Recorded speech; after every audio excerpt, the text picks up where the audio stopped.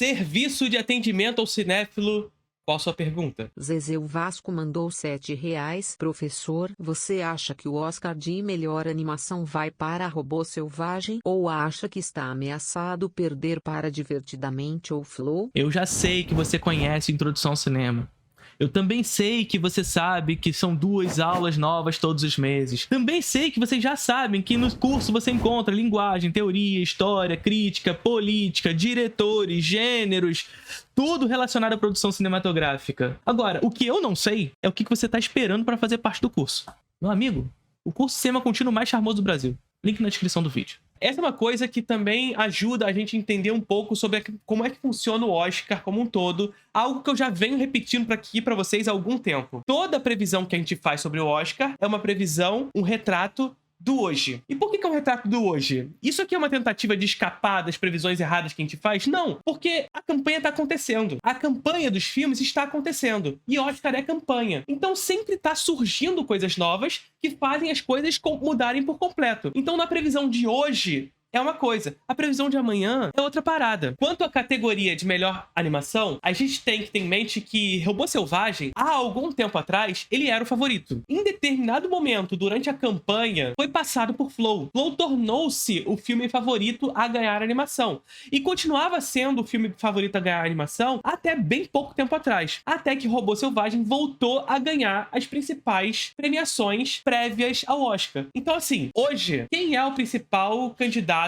a vencer a categoria de melhor animação? Hoje, o retrato de hoje nos diz Robô Selvagem. E é muito provável que, em razão das 2 últimas premiações, onde foram premiados o Robô Selvagem, seja de fato o Robô Selvagem o vencedor. Pode ser que surja uma surpresa? Pode. Eu acho muito mais provável que seja Flow do que Divertidamente 2. Até porque, se for de Divertidamente 2, vai ser uma coisa bem anticlimática, pra não dizer broxante. Porque, de fato, assim, os outros 2 filmes são muito superiores e Divertidamente 2 pesa muito mais por ser um filme da Pixar do que qualquer outra coisa. Meu favorito? Se eu fosse votar, Robô Selvagem. O Zé Pecamolim mandou R$7. Fala aí então, Felipe Leoa, sobre o discurso da Demi Moore. Qual é a grande parada desse discurso da Demi Moore? Pra quem não sabe, a Demi Moore venceu na categoria de melhor atriz no Critics' Choice Awards, que, aliás, é uma premiação que, nesse ano, ficou bastante bagunçada no meio das premiações. Por quê? Porque o Critics' Choice Awards teve a sua votação no dia 10 de janeiro e, portanto, pretérito anterior a todas as polêmicas que aconteceram durante o Oscar até hoje, durante a campanha pro Oscar até hoje. Então, surgiu muitas aberrações nesse Critics' Choice Awards, como, por exemplo, o diretor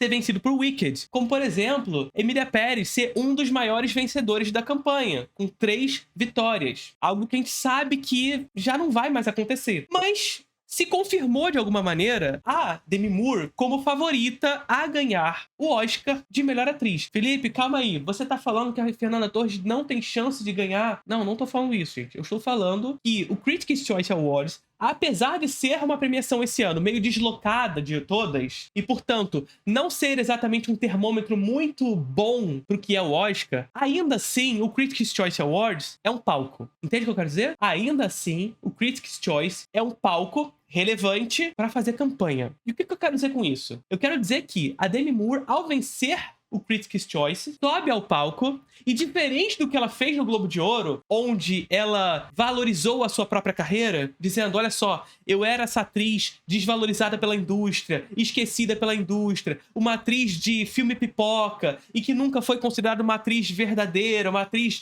que fazia cinema de verdade e, portanto, nunca era lembrada nas premiações. Hoje estou aqui fazendo um filme sobre isso, sobre essa atriz que é esquecida, sobre essa atriz que envelheceu e, portanto, se torna esquecido dentro dessa indústria. Um discurso que vai em direção, inclusive, nesse discurso anti-etarista na indústria também. Então, no Globo de Ouro, ela partiu para esse discurso. O que ela faz no Critics? E olha só como a campanha de Substância está muito eficaz. Todo discurso, todas essas premiações são palco para a campanha. Por mais orgânico, por mais honesto que possa ter sido o discurso da Demi Moore no Globo de Ouro, aquilo foi campanha. Campanha pra quê? Pro Oscar. Pra vender um discurso, uma narrativa do porquê ela merece. Ela chega no Critics e fala o quê? E ao contrário do que faz no Globo de Ouro, fala sobre o filme. Isso é uma mudança de chave fundamental pra gente entender quais são as pretensões de A Substância. Ela fala sobre o filme. E ela fala o quê? Ela fala, olha só, já chegou a hora da gente valorizar o cinema de terror. Já chegou a hora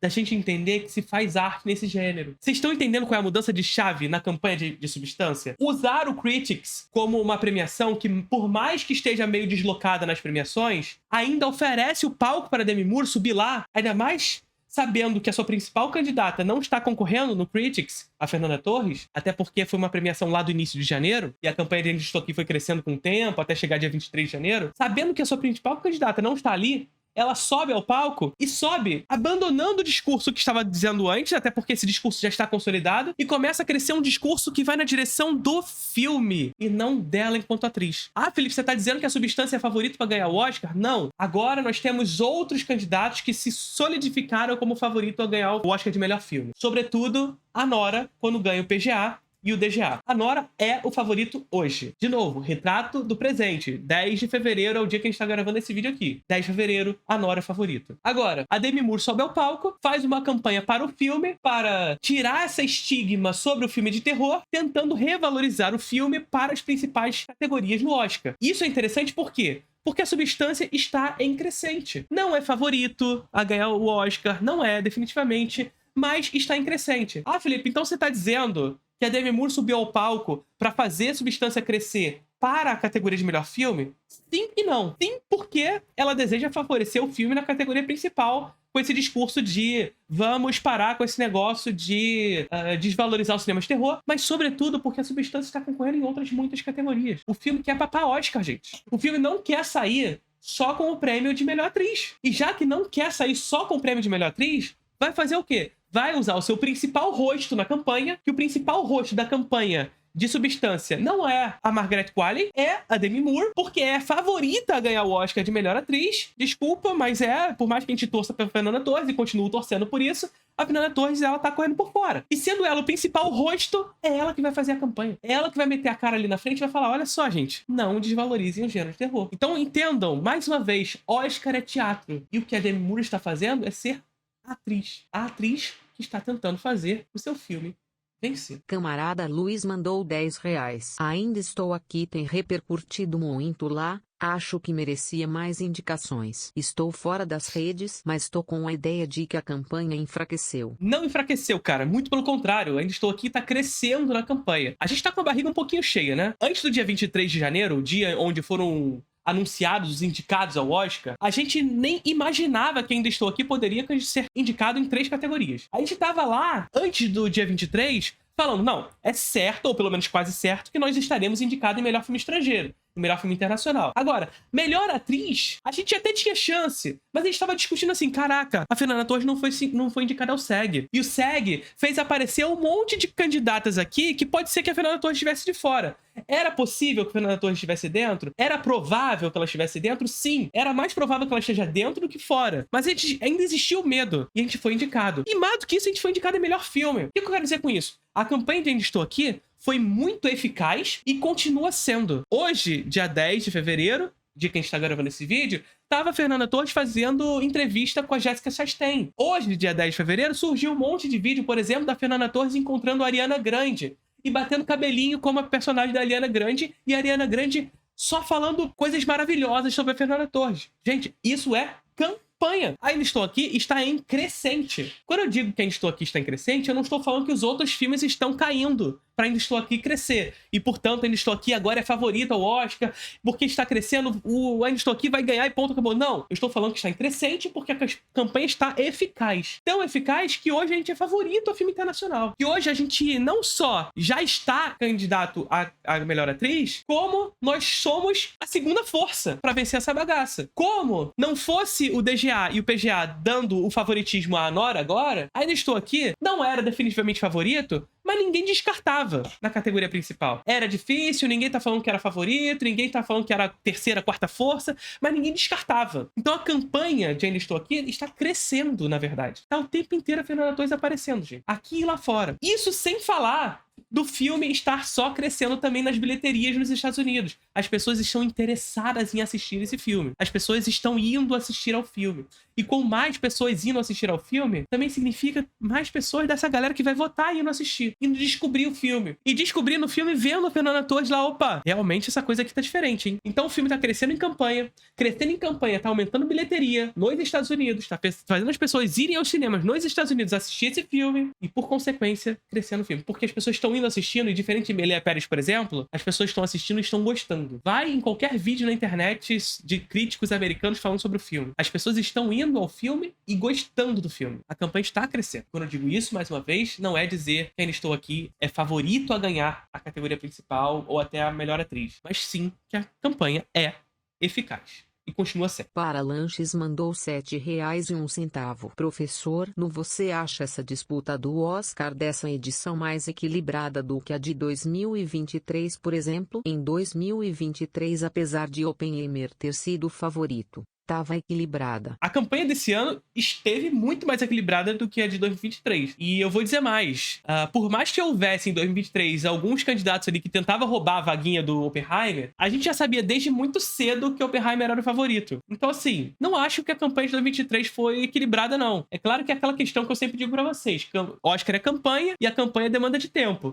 Podia ser que durante a campanha acontecesse alguma coisa com Oppenheimer que perdesse a força? Poderia, mas não aconteceu. Então, desde muito cedo a gente sabia que Oppenheimer era o favorito. Desde muito cedo. Então não acho que tenha sido equilibrado no 2023, apesar de terem outros candidatos que estavam ali querendo pegar essa vaguinha. Quanto a esse ano, de fato, é um ano que foi muito equilibrado, mas foi muito equilibrado justamente porque a gente não soube quem era de fato o favorito tão cedo. Esse favorito surgiu muito tarde. E por ter surgido muito tarde, a gente nem pode cravar que ele vai vencer. É hoje o favorito, mas assim, vamos ver o que vai acontecer, porque de fato ele surgiu muito tarde. E qual é esse favorito? A Nora. Porque ganhou o Critics, Felipe? Não. Até porque quando a Nora venceu o Critics, e foi uma certa aberração, inclusive, o Nora venceu o Critics, porque venceu o Critics só na categoria de melhor filme. É curioso, né? Que Emilia Pérez saiu do Critics com 3 prêmios, Wicked saiu com 3 prêmios, e Substância saiu com 3 prêmios, e a Nora saiu como vencedor da noite na categoria de melhor filme exclusivamente a categoria de melhor filme. Mas por que isso aconteceu? E por que a gente, quando saiu o Critics, a gente não falou imediatamente, olha, a Nora agora é o favorito? Porque o Critics foi votado no dia 10 de janeiro. E lá atrás, no dia 10 de janeiro, a Nora ainda tinha muita força. Vocês estão entendendo o que eu tô falando? Vocês lembram que lá atrás, a gente já dizia, olha, a Nora é o favorito, a Nora é o favorito, a Nora é o favorito. E de repente, surgiu a campanha de Brutalista, a campanha de Conclave, e essas campanhas passaram à frente de Nora. E a gente falou aqui inúmeras vezes, inclusive, eu aqui na live com vocês falamos, olha, a Nora perdeu força, agora é Brutalista, Emilia Pérez estava com força em determinado momento, aí perdeu por conta das polêmicas, Brutalista, Conclave, o filme do Bob Dylan chegou a ter força, Substância, Wicked em determinado momento ganhou uma força, e a Nora ficou meio que assim, tá ligado? E agora? O que acontece? Só que a campanha de Nora parece que nos bastidores foi muito forte, muito eficaz, e o filme, não só pelo Critics, porque é isso, foi uma aberração à parte, só ganhou de melhor filme numa premiação que foi votada no dia 10 de janeiro, onde a Nora ainda tinha força, chegou e ganhou agora o DGA e o PGA, que são importantes termômetros pro Oscar. PGA, premiação dos produtores, e o DGA, premiação dos diretores. E o filme ganha. Hoje temos um favorito? Temos. Ao contrário do que eu disse no meu último vídeo de saque aqui com vocês, onde eu falava, olha, Brutalista ainda é favorito, mas é um favoritismo muito frágil, porque tá aí campanhas subindo enquanto o Brutalista tava caindo. E veja só, estava caindo. A minha previsão não estava errada. O Brutalista estava caindo. Tanto que aí, ó, foi esquecido no baile, pelo menos no PGA e no DGA. Estava caindo, agora a gente só não sabia quem ia subir no lugar. A grande parada que eu tinha em mente é, a Nora estava perdendo força, então eu não acredito que seja a Nora esse lugar. Eu acreditava muito mais naquele instante, naquele retrato daquele momento, que seria Conclave, ou até mesmo Substância, Wicked e etc. Tava mais pra Conclave. Só que a Nora retoma a força.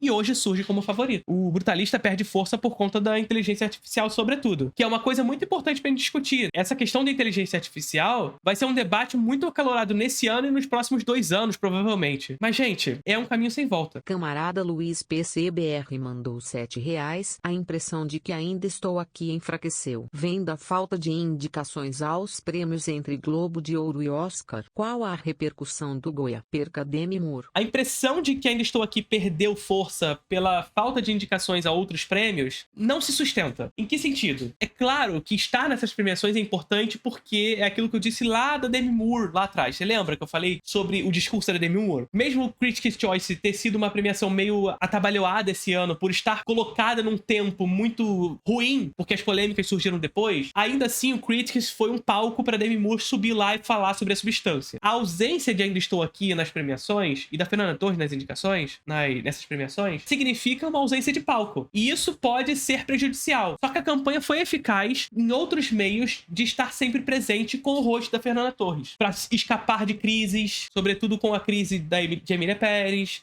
O filme fugiu pela tangente nisso de maneira muito eficaz na campanha. Não que o filme devesse sofrer alguma coisa por conta disso, mas poderia respingar e Ainda Estou Aqui. E não respingou. Pelo menos até agora não respingou. Só fez o filme crescer, na verdade. A ausência dessas premiações foi algo prejudicial, mas o filme e a campanha do filme conseguiu driblar isso com estratégia. É importante que se diga mais uma vez, a gente tá chorando de barriga cheia. A gente nem imaginava que estaríamos com 3 indicações. E vamos lá, deixa eu corrigir a minha frase. Quando eu digo estamos chorando de barriga cheia, não é que a gente não merecesse essas 3 indicações. Eu estou falando na direção de dizer que nós somos um filme estrangeiro, do sul global, latino-americano, concorrendo na categoria de melhor filme no Oscar. Que é uma premiação da indústria da cultura dos Estados Unidos. E a gente tá lá, entende?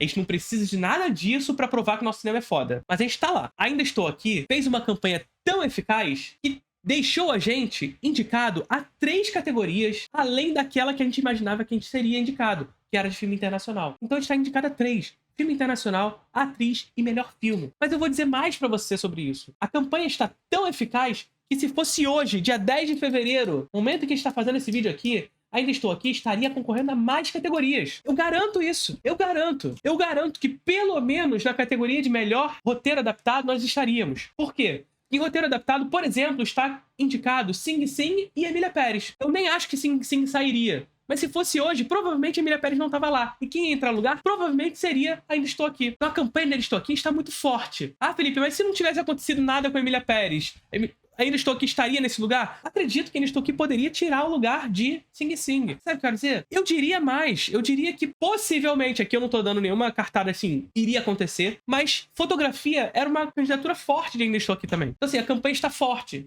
Só que as indicações foram no dia 23 de janeiro. Ah, então tá fraca, porque era pra gente ter conseguido isso tudo lá atrás. Meu amigo, a gente conseguiu o melhor filme, cara. A campanha conseguiu pegar o lugar de melhor filme. Anônimo mandou R$10. Ainda estou aqui com a Nora fazendo um conclave sobre a Emília Pérez. A sogra mandou R$7. A esposa do filho da filha do meu pai é minha nora.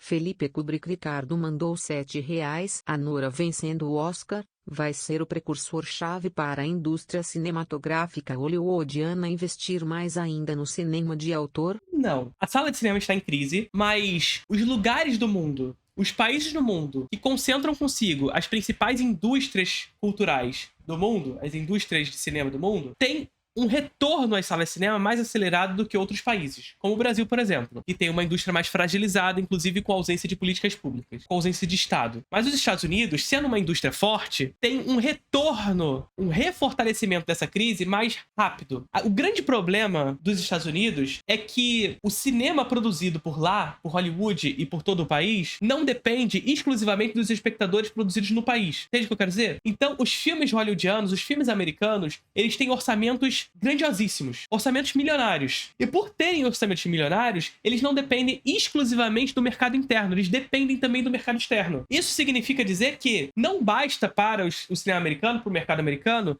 que haja um retorno do público nas salas de cinema somente no país, mas que esse retorno aconteça também no mercado externo. Não para os filmes produzidos por esses países externos, mas para os filmes americanos. Então existe um lobby muito forte das produtoras, dos estúdios e das distribuidoras americanas para um refortalecimento das salas de cinema em outros países, não para que os filmes produzidos nesses países sejam exibidos, mas que os seus filmes estejam lá. Então, olha só, Brasil, vamos acelerar o retorno às salas de cinema porque eu quero botar os meus filmes aí de volta, porra. Quero meus filmes de novo aí. Porque, mais uma vez, para os Estados Unidos não basta o público interno. Na verdade, é histórico, inclusive, que, sobretudo os blockbusters, eles fazem o dinheiro do filme internamente. Então, o filme custou 200 milhões. Internamente, a gente bate esse valor, sobra mais um pouquinho ali, e a gente ganha o lucro no externo. Percebe o que eu quero dizer? Percebe a diferença dos Estados Unidos pro Brasil, por exemplo? O Brasil precisa bater o valor do filme e ganhar o lucro internamente. Os Estados Unidos batem o valor do filme interno e ganham o lucro externo. Essa é a grande diferença. Agora, sobre a questão do autor, é essa parada. Os cinemas estão em crise e, num primeiro momento, investiu-se no cinema de autor. Então, a Greta Gerwig faz Barbie,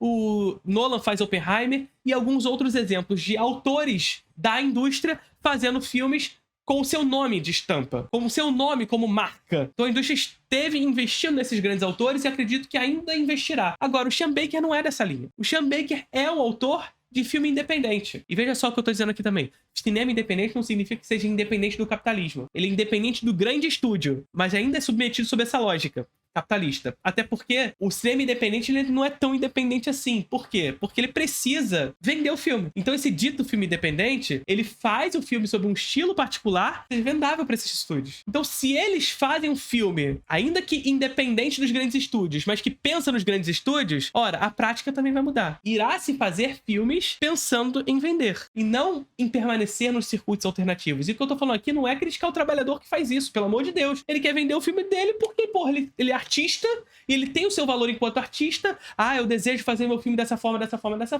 mas ele é submetido a um tempo histórico também. Ele é submetido a um tempo histórico. E sendo submetido a um tempo histórico, não adianta ele ter a melhor das intenções artísticas do mundo se ele não vender o filme dele. O Oscar sempre premiou esses filmes independentes. A Nora não é um caso à parte. Ju mandou R$7. Acha justo o método preferencial para escolha de melhor filme? Não acho justo, até porque essa noção de justiça, o Clint Eastwood já ensinou pra gente como é que funciona a parada nos Estados Unidos. Vai lá ver o jurado número 2. O que é verdade e se a verdade é justa. Porra, é muito foda. Agora, sobre o método preferencial pro Oscar, se ele é justo, não é nem a questão de ser justo, eu não acho um método bom. Porque o método preferencial, ele privilegia o filme mediano. Porque como é que funciona a votação do Oscar? Os votantes vão receber uma cartela onde eles vão indicar de 1 a 10, nos casos dos anos onde os indicados são 10, e vão indicar, portanto, seus favoritos de 1 a 10. O filme que recebeu mais primeiro lugar vai ser o vencedor? Não. Porque um filme divisivo, por exemplo, que recebeu muito primeiro lugar, mas recebeu muito 10º lugar, por exemplo,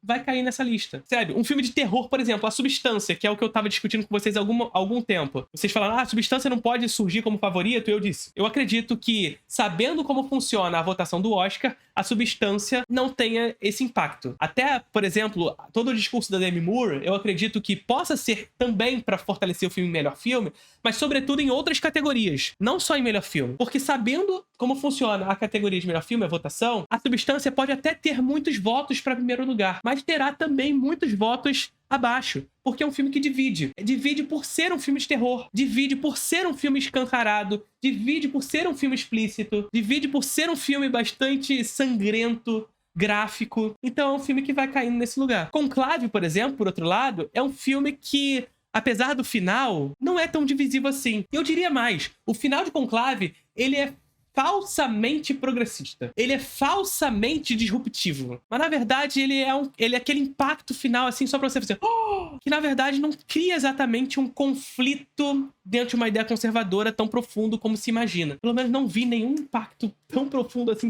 quanto a Conclave, mesmo depois daquele final. Não é um filme tão divisivo. Então, não acho justo, porque tende a privilegiar o filme mediano. Claro que pode ser que, em alguns momentos, o melhor filme realmente vença, mas, no geral, pega aí os 10 últimos anos vencedores do Oscar, e eu vou te garantir que, assim, e de cabeça, nos 10 últimos anos, merecedor? Parasita. E assim, eu não tô nem dizendo que Parasita era o meu favorito, mas eu não vou dizer definitivamente que não era merecedor. Mas, 10 últimos anos... 777 partners mandou R$7, porque o Oscar é política. Isso explica muita obra cinematográfica incrível nunca ter ganhado o prêmio. Oscar é política e, mais do que isso, Oscar é teatro. Por que Oscar é teatro? Porque tudo acontece nos bastidores. Pensa numa obra de teatro. Inclusive, eu vi essa analogia, o Ian Neves fazendo sobre política de fato, tá? Que, na verdade, é uma analogia do Marx, quando ele vai falar sobre tragédia, farsa e etc. A história se repete primeiro enquanto tragédia e depois enquanto farsa. Lembra dessa frase do Marx? Ele tá falando sobre política. Sobre como a política, de fato, acontece nos bastidores e não no plenário.